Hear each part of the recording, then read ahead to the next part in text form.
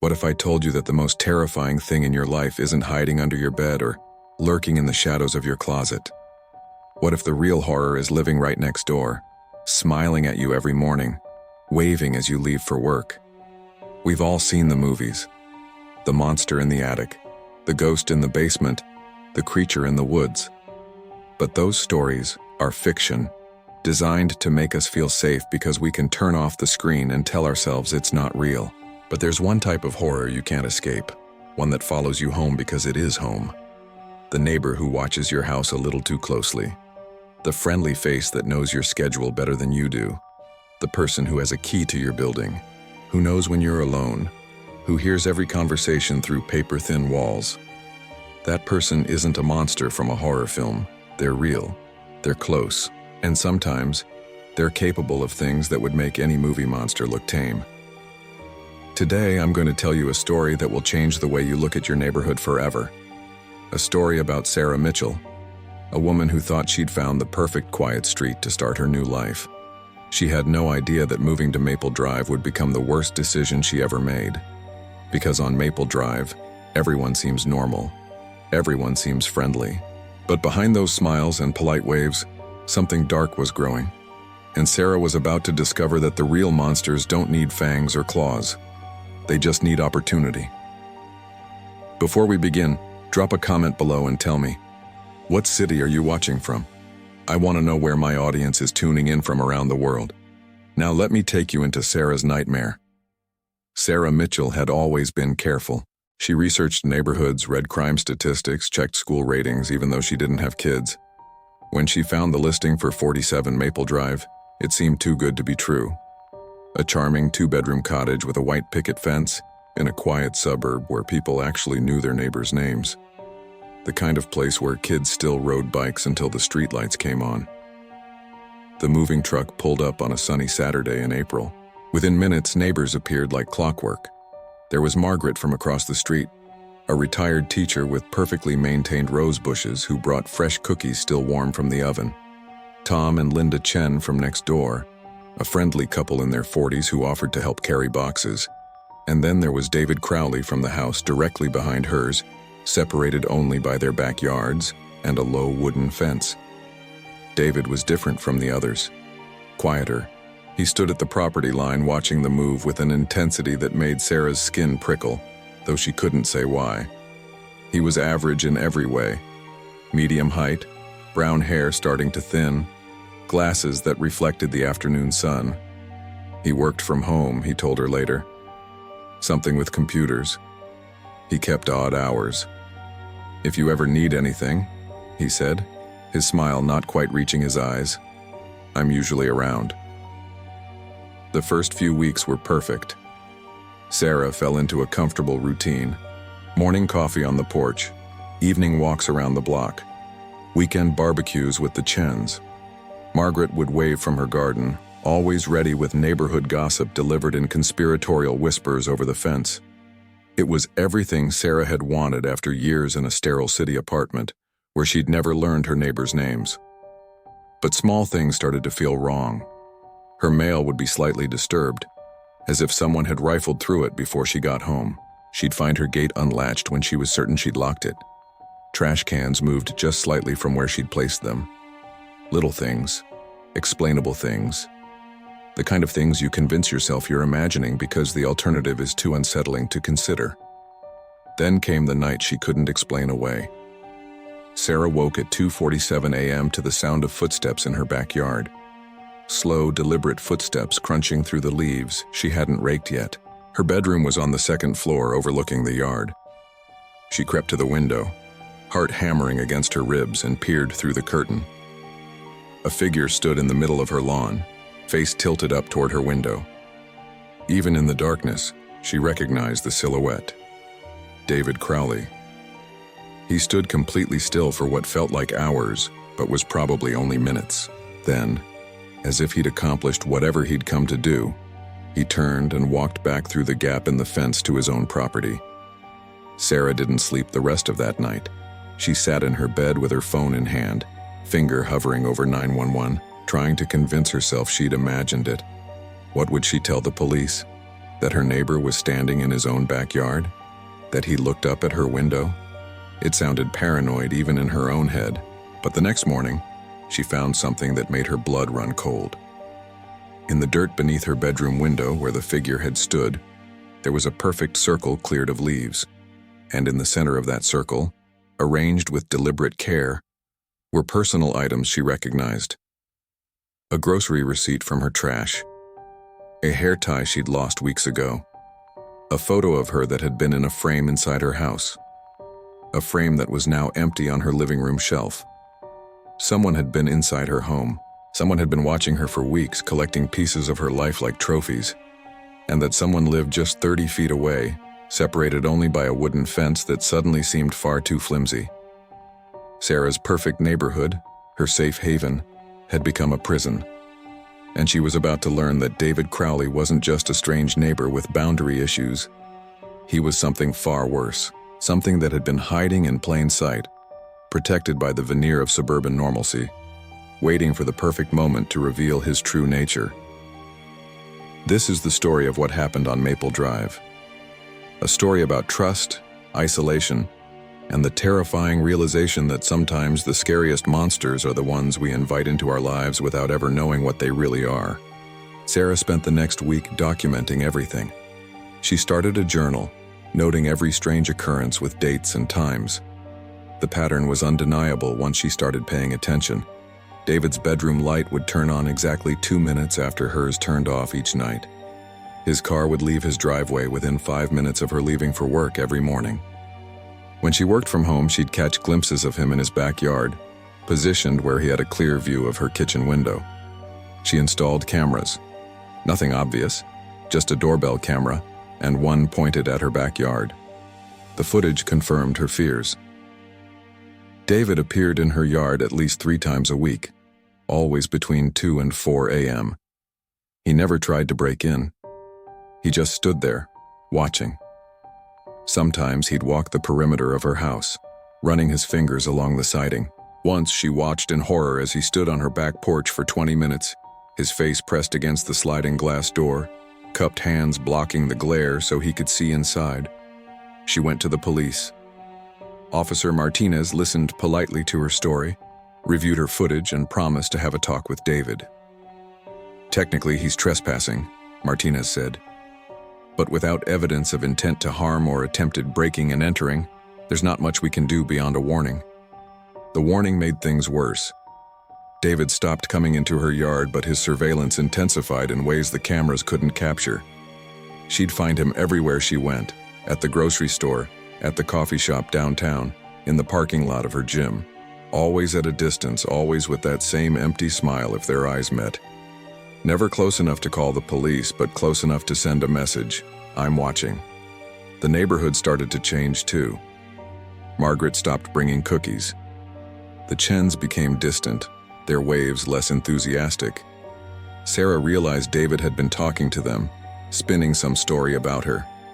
She was the crazy neighbor now, the paranoid woman who'd accused poor David of stalking when he was just being friendly.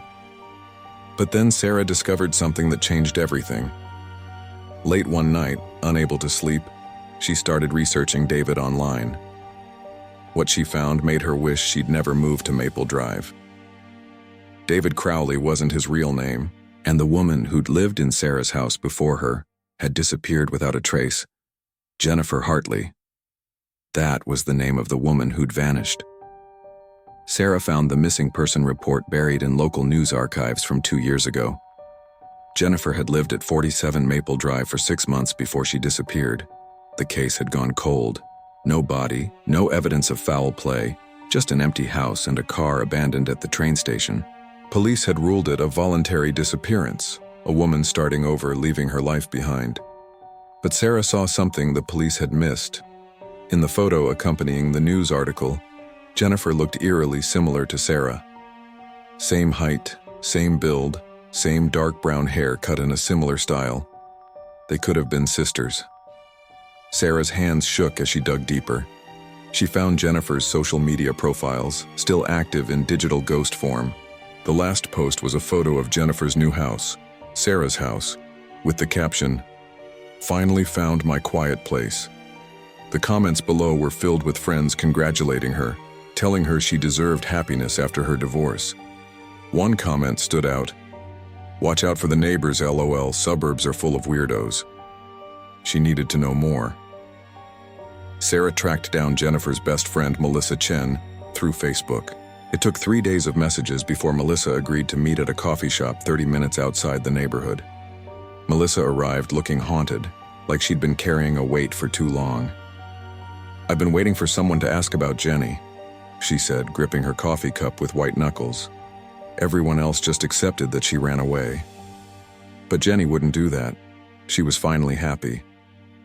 "Tell me about her last few weeks," Sarah urged. Melissa's story sent ice through Sarah's veins. Jennifer had complained about a neighbor who made her uncomfortable, a man who worked from home, who seemed to know her schedule, who she'd caught staring at her house at odd hours. She'd changed her locks, installed security cameras. The cameras had captured footage of someone in her yard at night, but the video files had been corrupted, every single one from the week before she disappeared.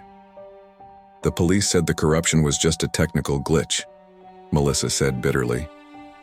But Jenny was smart with technology. She would have backed up those files if she'd thought something was really wrong. "Did she ever mention the name David Crowley?" Sarah asked. Melissa's face went pale. "That's him. That's the neighbor she was afraid of." Sarah showed Melissa the photos she'd taken of David. Melissa nodded immediately. "That's him." But Jenny said his name was different back then. She looked him up, tried to find information about him online, but couldn't find anything. It was like he didn't exist before moving to Maple Drive. The women sat in silence, the horrible implications settling between them. Finally, Sarah spoke. "I think David did something to Jennifer, and I think I look enough like her that he's—" She couldn't finish the sentence, but she didn't need to. Melissa's tears said everything. "There's more," Melissa whispered. "Jenny wasn't the first woman on Maple Drive to disappear." The Riverside Public Library's archive room smelled of old paper and dust. Sarah and Melissa spent hours poring over newspaper microfiche, searching for patterns. What they found was worse than either had imagined. Over the past 15 years, 4 women had disappeared from a 3-block radius around Maple Drive. The police had never connected the cases because they occurred years apart and in different jurisdictions. Maple Drive sat right on the boundary between 2 police precincts. Each woman had lived alone. Each was in her late 20s to mid-30s. Each had dark hair and a similar build. And each had vanished without a trace, their cases eventually going cold and being classified as voluntary disappearances. The first was Rachel Torres, 2009. The second, Amanda Bishop, 2012. Then Chloe Reeves in 2016, followed by Jennifer Hartley in 2023. Now Sarah was living in Jennifer's house, and David Crowley, or whatever his real name was, lived behind her just like he'd lived near all the others. Sarah pulled up property records on her laptop. Her stomach dropped as the pattern became undeniable. David had owned his house on Maple Drive for 16 years, since 2008, just 1 year before the first disappearance. But the property records showed something odd. The house had been purchased by someone named Daniel Crawford. There was no record of David Crowley until 2015 when he'd filed paperwork for a home office business license. He changed his name, Sarah breathed. Daniel Crawford became David Crowley. They dug deeper into Daniel Crawford's history. Court records showed he'd been investigated for stalking in 2006 in a different state, but charges were dropped when the victim, a woman named Emily Parker, failed to appear in court. Sarah felt sick as she found Emily's obituary. Car accident 2007. Single vehicle crash late at night on a rural road. "This has been going on for nearly 20 years, Melissa said, her voice hollow, and no one ever connected the dots. Sarah's phone buzzed, a notification from her doorbell camera. Her blood ran cold as she watched the live feed. David was standing on her front porch, ringing her doorbell. He knew she wasn't home. Her car was parked at the library. He was sending a message. The footage showed him trying her door handle. When it didn't open, he peered through her front window, shading his eyes against the glass. Then he pulled something from his pocket. A key. Sarah watched in horror as he unlocked her front door and stepped inside her house. "He has a key," Sarah whispered. "Oh God, he has a key to my house." She called 911 immediately, but by the time police arrived 20 minutes later, David was gone. He claimed he'd been worried about a possible gas leak and was checking on the house as a concerned neighbor. The key? The previous owner must have given it to him for emergencies and forgotten to ask for it back. Without evidence of theft or malicious intent, the police couldn't arrest him. But they did retrieve the key. As Officer Martinez handed it to Sarah, he said something that made her blood run cold.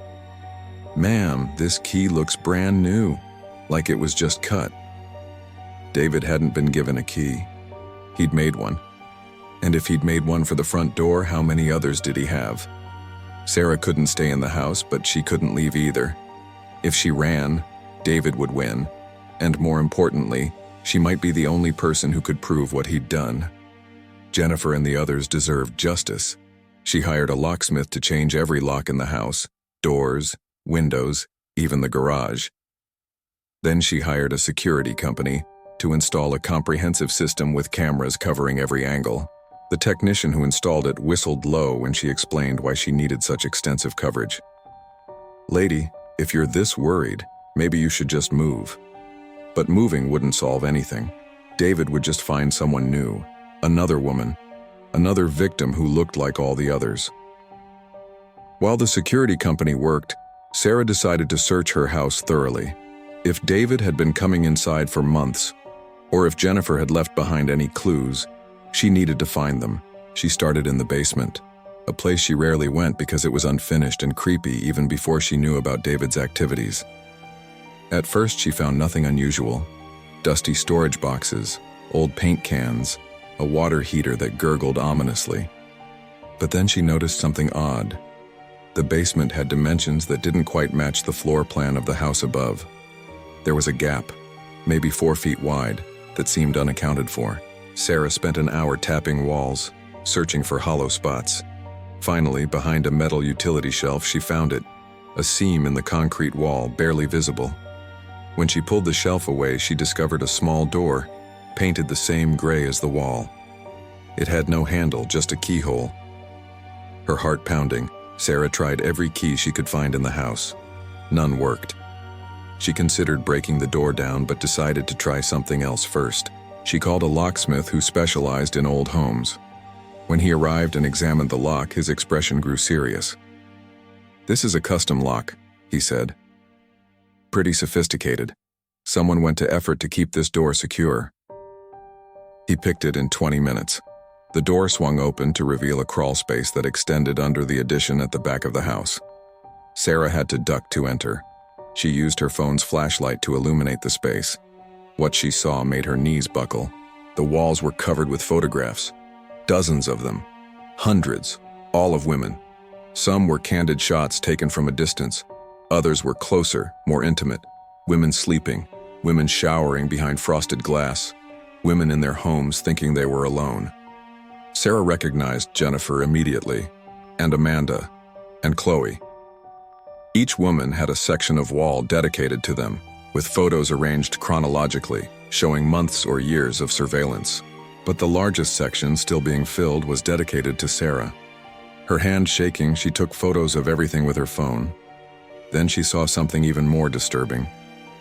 In the far corner of the crawl space sat a collection of items: jewelry, clothing, personal effects, trophies from his victims, and sitting on top of the pile was a driver's license. Jennifer Hartley's driver's license. Sarah heard a sound above her, footsteps on the basement stairs. Someone was in her house, and she was trapped in David's secret room. Sarah's mind raced. The security company workers had left an hour ago. She'd locked all the doors. No one should be able to get in. But the footsteps were real, heavy, and deliberate, moving across her basement floor. "Sarah," David's voice called out, friendly and concerned. "Sarah, are you down here? I saw your car outside and your front door was open. I wanted to make sure you were okay."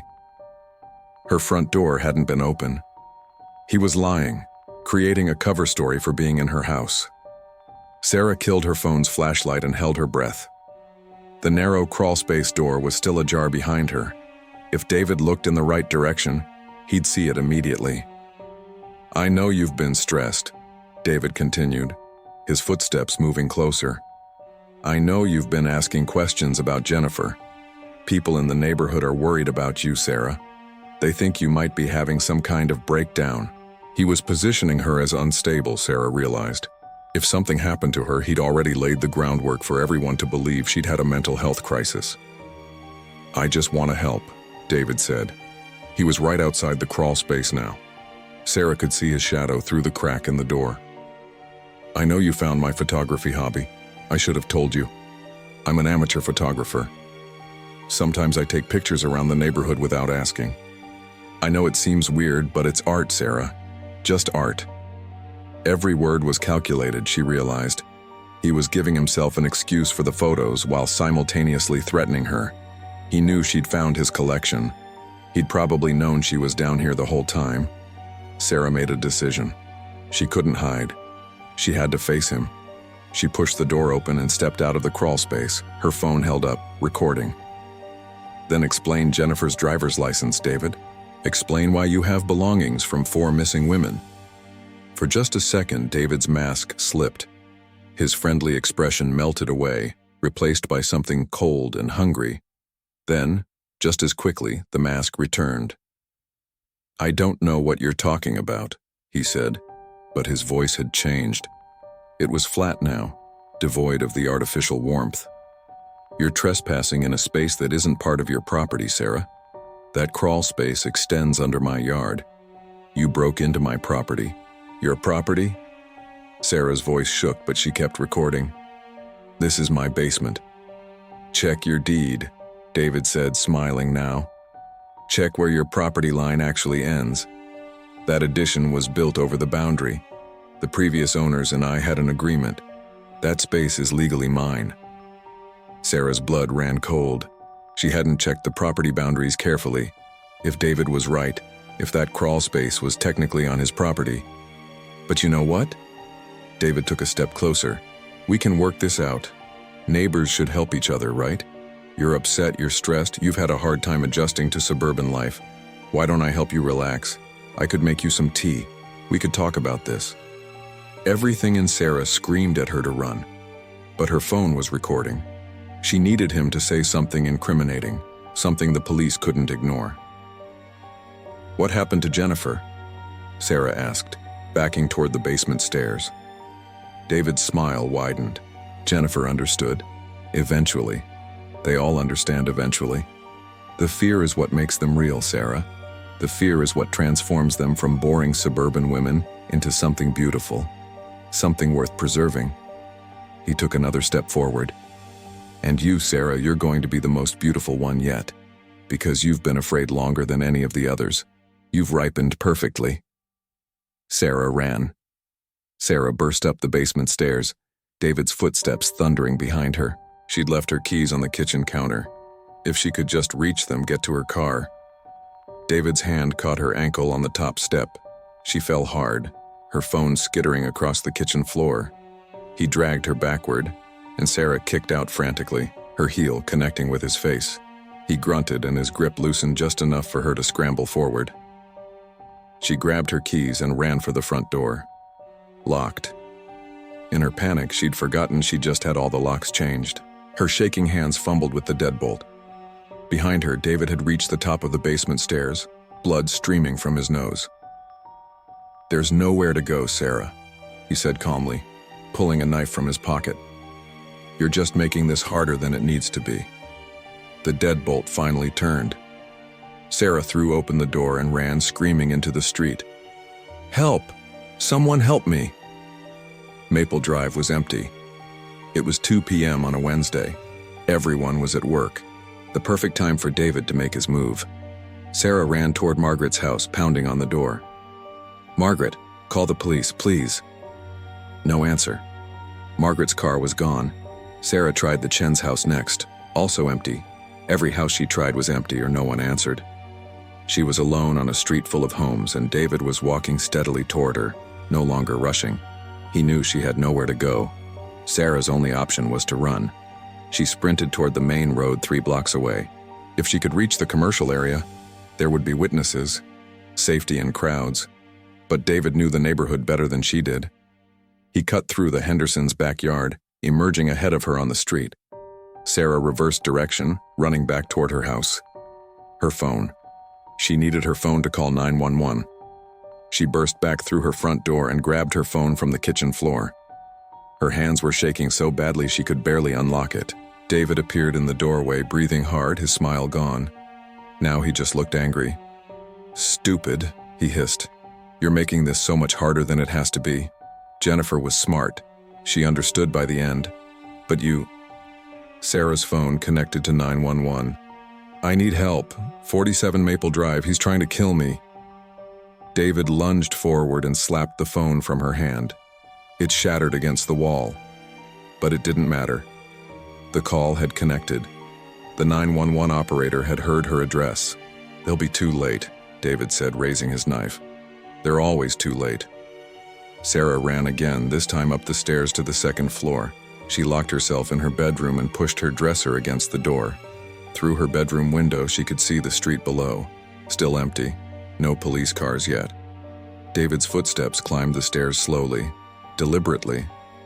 "You know what I love about old houses, Sarah? Hollow core doors. They're not meant for security. They're just meant for privacy." The knife punched through the door once, twice. Wood splintered. Sarah looked around frantically for a weapon. Nothing.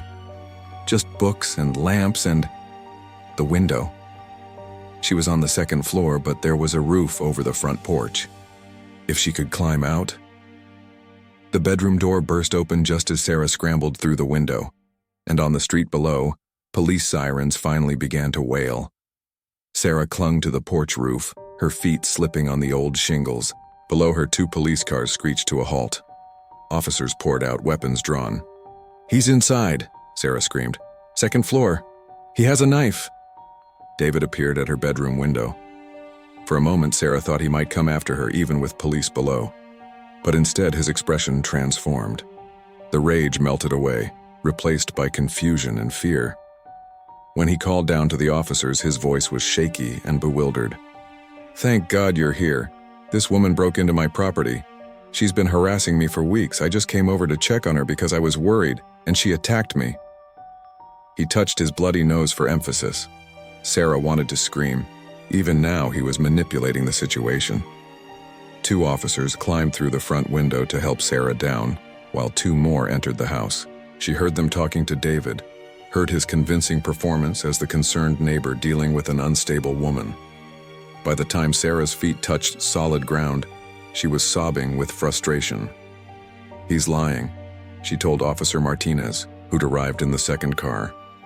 "He's been stalking me. He killed Jennifer Hartley and 3 other women. I have proof. In the basement, there's a crawl space." "Ma'am, slow down," Martinez said gently, but Sarah could see the skepticism in his eyes. David had done his job well over the past weeks, painting her as paranoid and irrational. "My phone," Sarah said desperately. "I was recording him. He admitted everything. Check my phone. It's on my kitchen floor." Martinez sent an officer to retrieve it.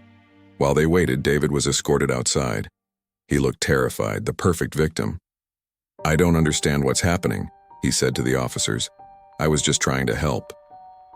But then the officer returned with Sarah's phone. The screen was shattered, but it still worked. Martinez played the video Sarah had recorded in the basement. His expression changed as he heard David's words. "The fear is what makes them real.